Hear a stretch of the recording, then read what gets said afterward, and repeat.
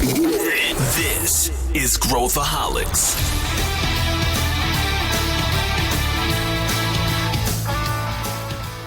Olá, caros ouvintes, sejam muito bem-vindos a esse episódio especial, O Fator Inovação. Meu nome é Matheus Quelhas, eu sou Head de Inovação e Novos Negócios aqui na Ace Cortex e estou hoje com Eliakim. Oi, Matheus. Oi, pessoal, tudo bem? Eu sou o Kim, não Eliakim, só minha mãe me chama assim quando tá muito brava, hein? Eu sou Head da parte de transformação digital aqui, é um prazer falar com vocês. A gente vai falar um pouquinho, como o Matt comentou, do fator inovação, olhando muito mais para como a gente incorpora no dia a dia, né, Matt, a inovação dentro das companhias. Então vai ser um bate-papo, a gente vai trazer aqui um pouquinho das nossas experiências e percepções, e eu espero que vocês aproveitem aí, porque depois toda essa base vai vir com o nosso próximo reporte aí, falando um pouco mais e trazendo mais dados sobre o dia a dia, né, Matt? É isso aí, o reporte Fator Inovação sai daqui a alguns dias, então fiquem de olho. Esse aqui é a nossa grande abertura via podcast. E aí, para a gente começar essa conversa, Kim, eu vou te colocar uma pergunta, tá? E aí a gente vai batendo papo a partir daí. Como que é, o que é esse negócio que se fala de incorporar a inovação em empresas por meio de startups? Como que funciona isso?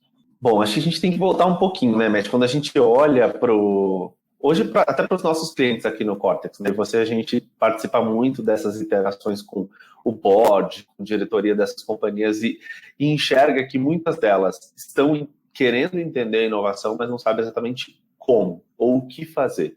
Então, quando eu olho para essa pergunta que você me faz de, poxa, por que olhar para a conexão com startups, ou por que olhar para isso, a resposta vem para responder essa diretoria, para responder esses executivos, de como é que eu incorporo a inovação.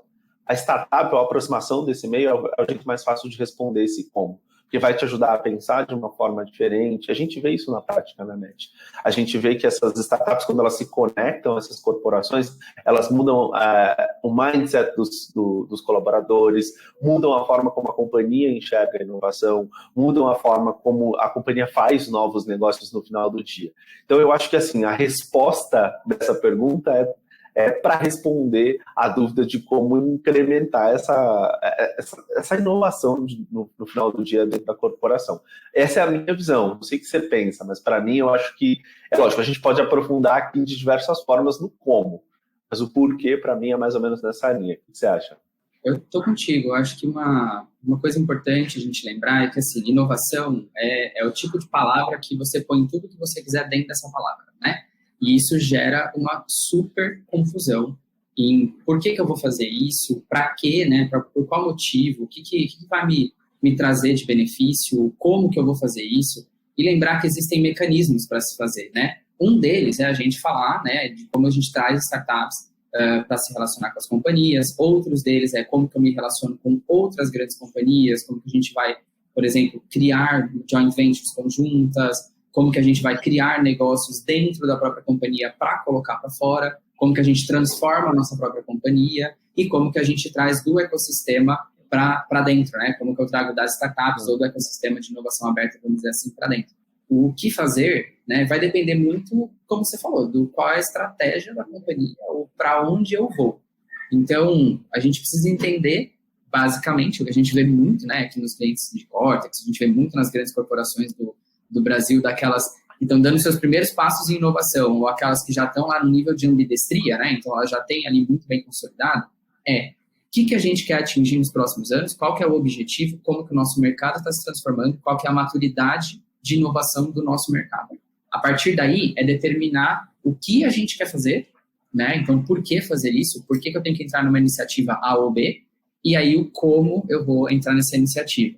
Então, se a gente fala de, por exemplo, por que eu entraria e quais são os grandes objetivos de se trabalhar com uma startup, por exemplo, seja via Corporate Venture Capital, seja via M&A, e a gente explica um pouquinho mais o que é isso, mas seja uma via ou seja outra, a gente ganha algumas coisas. Acho que a primeira delas é um aprendizado, então a gente começa a aprender mais com quem está na ponta com o cliente, quem tem um pouquinho menos de estrutura e está conseguindo ter uma maleabilidade para mexer no mercado, então está mudando o mercado de alguma forma, já está fazendo alguma coisa diferente do que a gente como corporação faz. A gente também tem um segundo motivo, que é a própria redução de custo.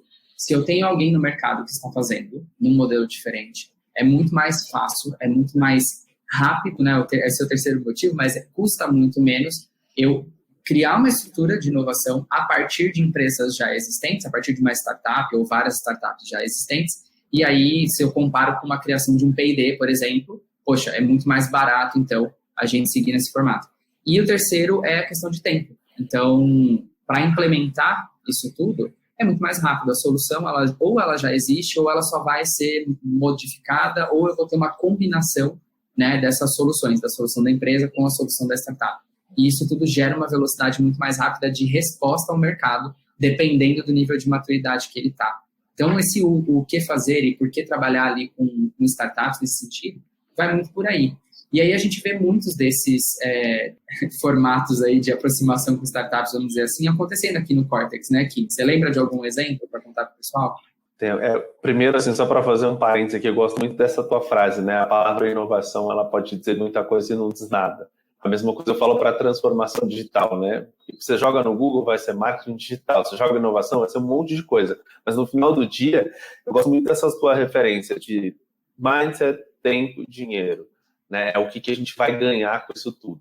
E aí, trazendo um gancho para a pergunta que você fez aqui, né? De quais os tipos, acho que tem várias formas de fazer.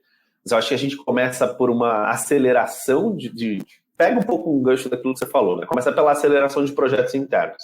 Então, supomos que a empresa, toda empresa vai ter uma série de projetos ali.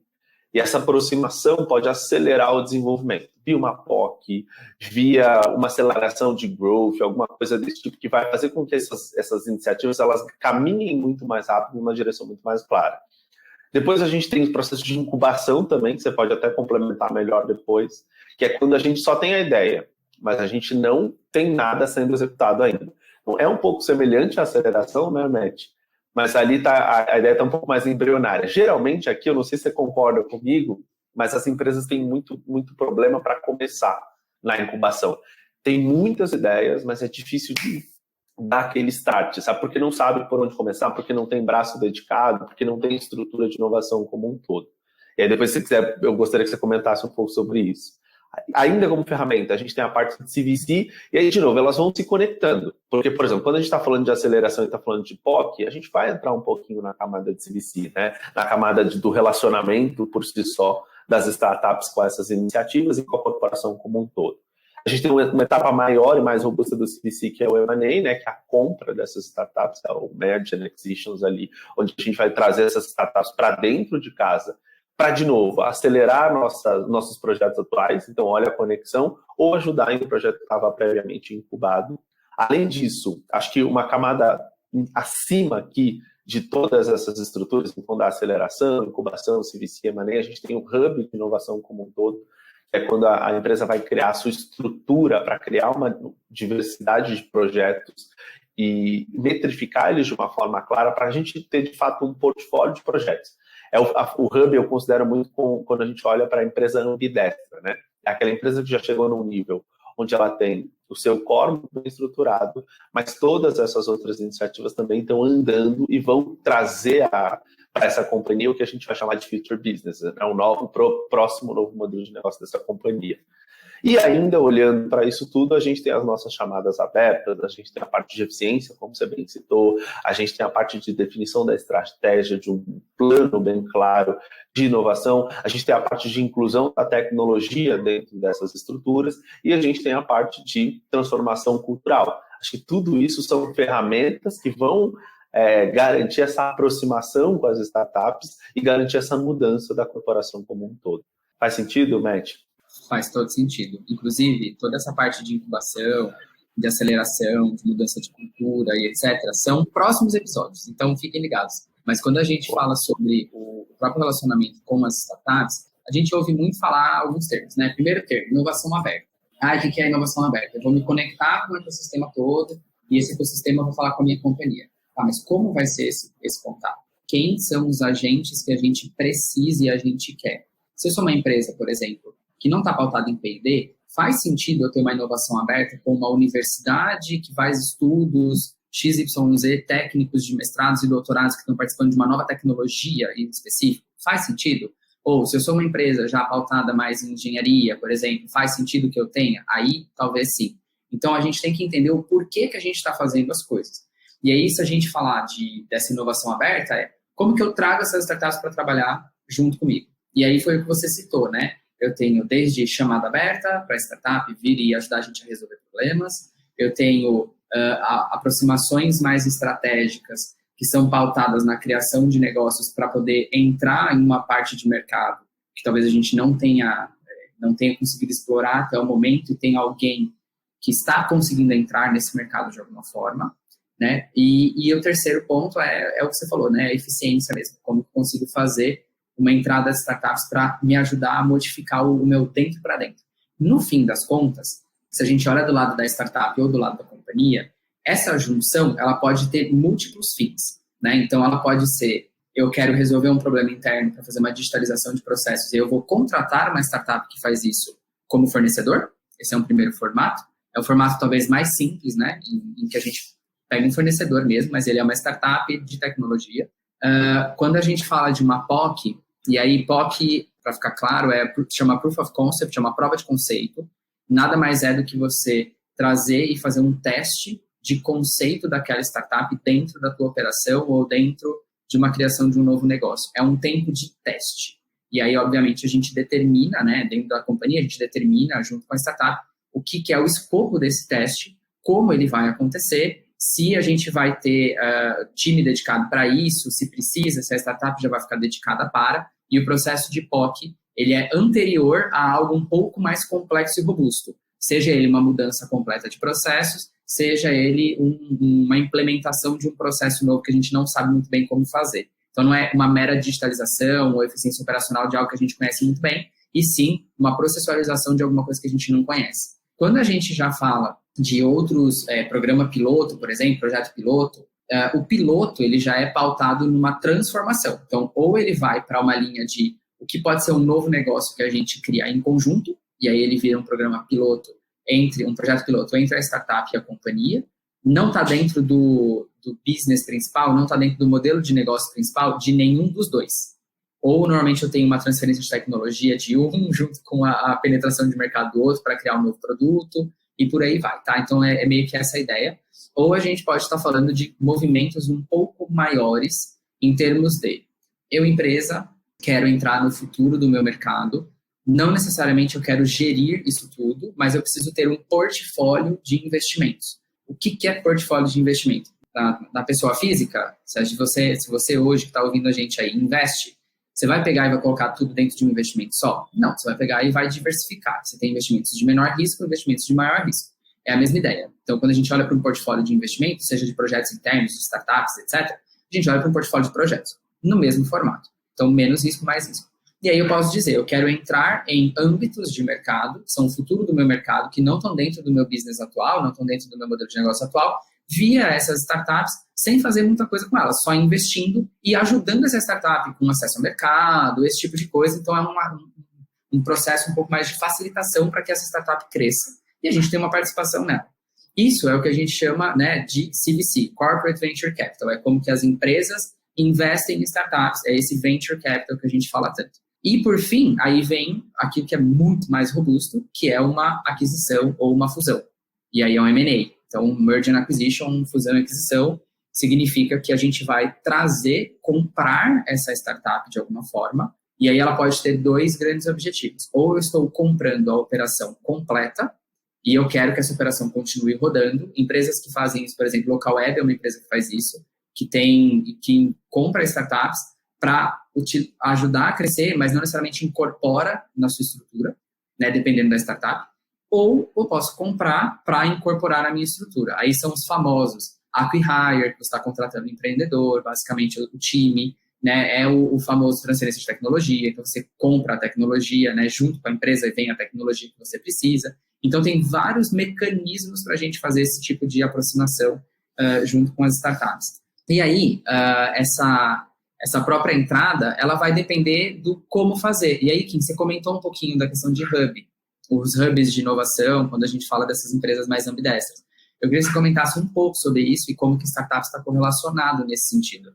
Legalmente. Eu concordo com os pontos que você trouxe do que fazer ali, né? Eu acho que, de novo, vale lembrar aqui, até na tua própria fala, né, Matt, é um leque de oportunidades de opções. E aí, acho que depois uma outra coisa que a gente pode explorar um pouco é como que a gente escolhe essas opções, mas deixa essa para daqui a pouco. Respondendo a tua pergunta do Hub, que é uma dessas opções, e aí, assim, já pegando o gancho dessa próxima pauta que eu quero trazer para cá, esse talvez seja o Hub mais complexo. Você concorda comigo, Matt? Acho que é o mais complexo para uma empresa fazer é construir o Hub. O método mais complexo é o Hub, né? Eu falei o Hub mais complexo, mas está errado. O método mais complexo de aproximação é o Hub.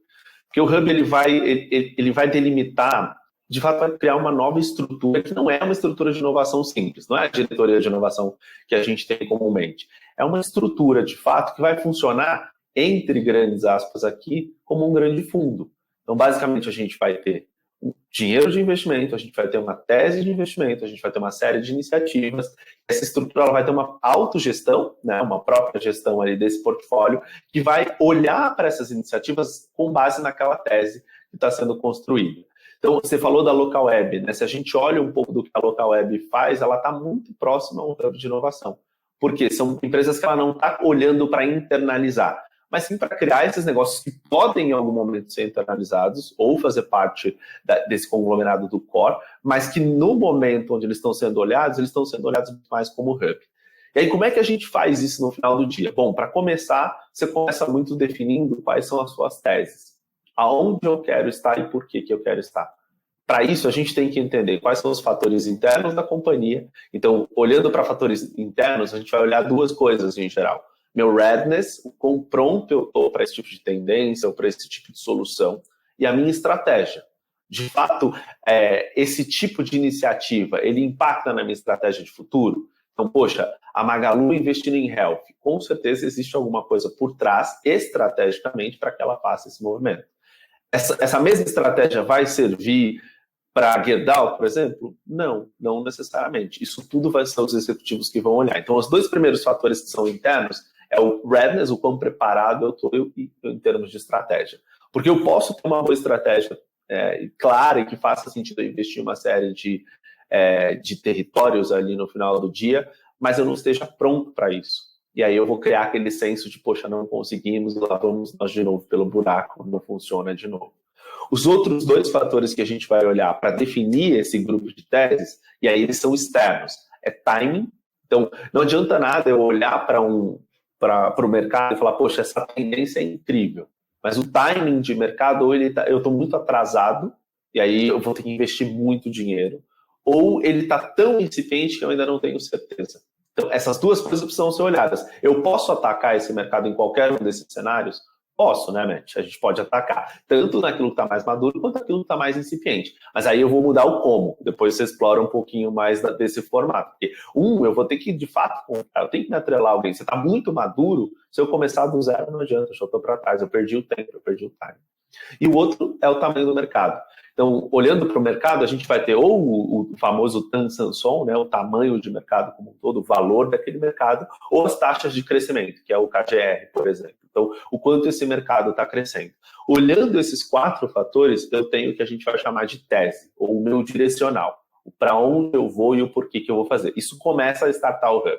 Depois disso, eu tenho que fazer as minhas definições de qual é o dinheiro que eu vou pôr aqui, em quanto tempo, por quê, em quais iniciativas, por que eu começo por essas ondas, por que eu começo por essas iniciativas, e aí isso vai se amarrando meio com um quebra-cabeça. Quando eu tenho, então, a tese e essas grandes respostas complexas, grandes perguntas, tendo as respostas endereçadas aqui, como o capital, a estrutura e tal, eu vou para a operação, que é, de fato, começar a executar. Então, a gente tem que imaginar que o hub, ele é como uma grande estrutura de execução. E aí, nessa estrutura de execução, ele vai pegar todas aquelas iniciativas que foram derivadas pela tese e vai entender como que ele vai executar. Poxa, aqui eu vou fazer uma POC, aqui eu vou comprar uma empresa, aqui eu vou fazer um M&A, aqui eu vou criar do zero. Isso vai formar o meu hub. E aí, para isso, eu vou precisar de pessoas, tanto para a execução dos projetos, como para a gestão desses projetos. E aí, eu vou fazendo os meus comitês de decisão, onde eu vou entender se esse portfólio, assim como o Matt citou do investidor em pessoa física, né? Se ele está fazendo sentido, se ele não está fazendo sentido, se eu tenho que matar uma iniciativa, se nesse momento eu tenho que investir mais, se eu preciso pôr outro intraempreendedor para tocar isso aqui, a gente vai tomando essas decisões. O Hub, ele vem, e assim, por definição, de uma forma mais apartada, mas não necessariamente ele precisa ser apartado, né, Matt? Eu posso começar ele apartado para eu ter mais cadência, mais agilidade, mas depois eu posso começar a jogar essas iniciativas para dentro da estrutura atual. E aí, Matt, eu queria aproveitar para você comentar um pouquinho sobre essas questões do Hub, olhando para o como, e depois a gente entrar um pouquinho no que eu preciso para definir quais dessas ações eu tomo. Perfeito. Como que eu trabalho dentro de uma visão ou de outra? Acho que a primeira coisa é entenda o nível de maturidade da tua empresa em termos de inovação. Não significa que uma empresa que tem o maior market share do mercado, né, que está atuando, ela necessariamente é madura em inovação, ok? E não necessariamente uma empresa que é pautada em P&D, né, que é uma das partes de inovação, é pesquisa e desenvolvimento, não significa que você é muito bom em P&D, você também é muito bom em inovação. Porque, de novo, inovação tem várias coisas e vários formatos aqui. Quando a gente fala nesse sentido, a primeira coisa, independente se você vai ter Hub ou não, né, o Kim falou muito das teses. Quais são as teses, o que eu vou fazer, como que eu vou fazer, por que eu vou fazer, por que eu escolho uma ou escolho outra. Mas antes disso tudo, a gente tem que lembrar que a empresa ou a inovação, ela é feita por pessoas. Então, se a gente não tiver, como companhia, comprado, que a gente vai mudar a forma de atuação, que a gente vai começar a explorar algumas alternativas de mercado, nada vai acontecer. E aí bate muito naquele ponto que você falou lá atrás, né, Kim, que é o mindset, né, que é, na verdade, a forma de se pensar e a forma como eu ajo perante a inovação. Por que eu estou dizendo isso? Se a gente compara, e aí eu vou fazer um exemplo bem simples, assim, se a gente compara, eu sou uma empresa uma empresa gráfica. Se eu penso em como que eu vou ver, se eu tenho mais demanda, aí eu vou colocar uma nova linha de produção na minha empresa, tá? Então, eu posso ter esse tipo de projeto. Esse tipo de projeto é um projeto conhecido, é um modelo de negócio conhecido. Eu sei o quanto vai me custar, eu sei o quanto ele pode me trazer de retorno baseado na capacidade daquele maquinário, etc. Então, eu tenho um modelo de negócios claro e eu consigo calcular um ROI. Se eu pego uma iniciativa de inovação que é, sei lá, eu como gráfica, vou começar a prestar serviços de consultoria do que você tem que fazer como conteúdo, como empresa, para poder sair nesse jornal que a minha gráfica, sei lá, né, que a minha gráfica faz. Repara que isso é um outro tipo de expertise que não necessariamente está ligado ao business atual. Então, se a gente for fazer algumas projeções financeiras, por exemplo, ele não vai conseguir parar de pé perante uma iniciativa conhecida. Então, a gente tem que saber que não necessariamente eu estou vendo as mesmas coisas. Por que eu estou falando isso? Porque o ver essas iniciativas por diferentes prismas, normalmente é a maior dificuldade das empresas. No fim das contas, a gente muitas vezes chega ali, conselho, corpo diretivo, falando assim, se eu comparar isso aqui com a implementação de uma nova linha, a linha me traz muito mais dinheiro. Ok, mas isso aqui está dentro do modelo tradicional, eu não estou passando para algo que vai me segurar e me sustentar talvez no futuro.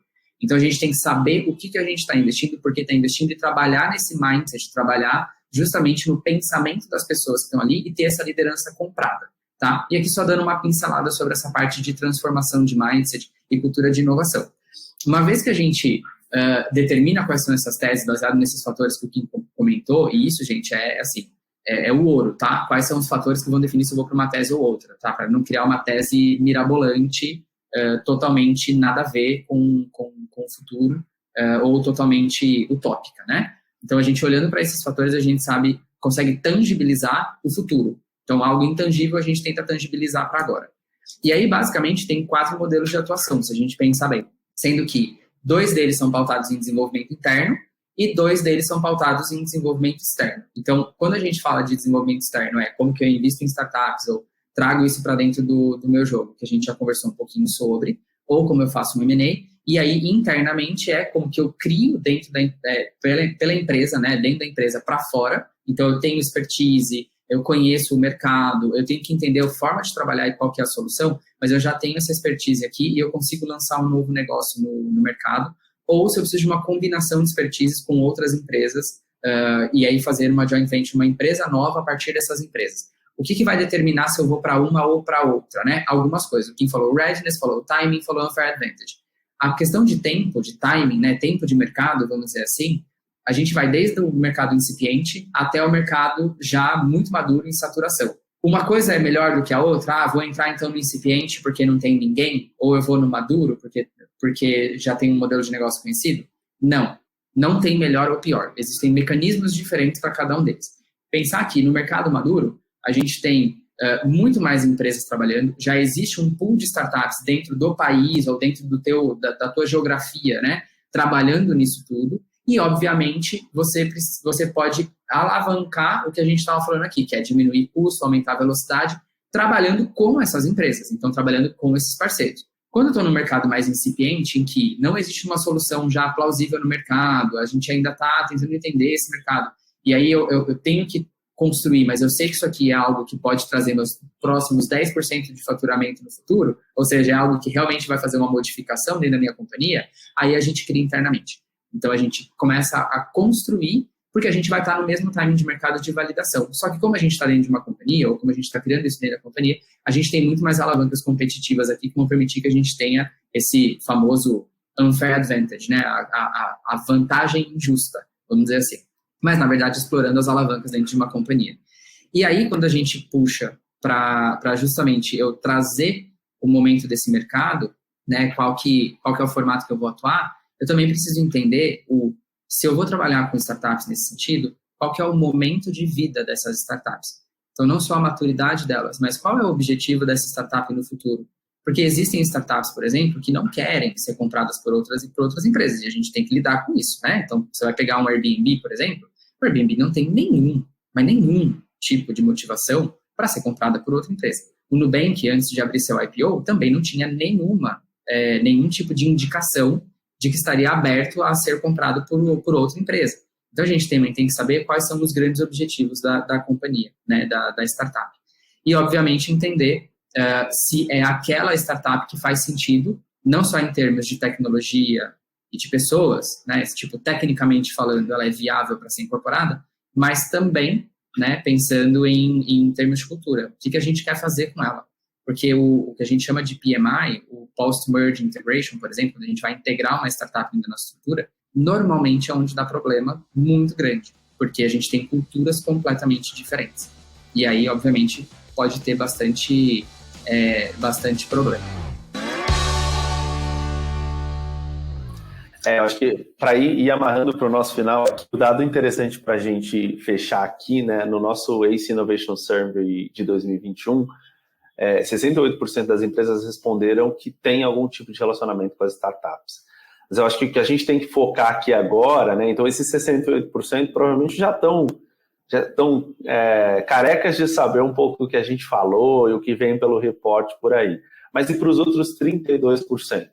Né, o que a gente precisa olhar se a gente quer começar essa jornada, né, ou se a gente quer mesmo acelerar um pouco essa jornada? Acho que o Matt falou bem ali, né, de puxar e pincelar um pouco sobre isso. A primeira coisa que a gente tem que pensar é sobre mentalidade. E essa mentalidade começa na diretoria, né? O que a gente mais vê são os anticorpos da inovação. O anticorpo não só da inovação, porque o anticorpo dentro da corporação ele existe para tudo. É aquele pessimista, né? Ó céus, ó vida, lá vamos nós novamente. Então, a primeira coisa que a gente precisa olhar a gente de fato está comprado com essa estratégia? A gente quer isso? Todo mundo quer isso? A gente assinou um contrato de que vai todo mundo nessa direção? Ou se não assinou, se não concordou por si só, né, pelo menos fez ali o papel político de concordar naquele primeiro momento?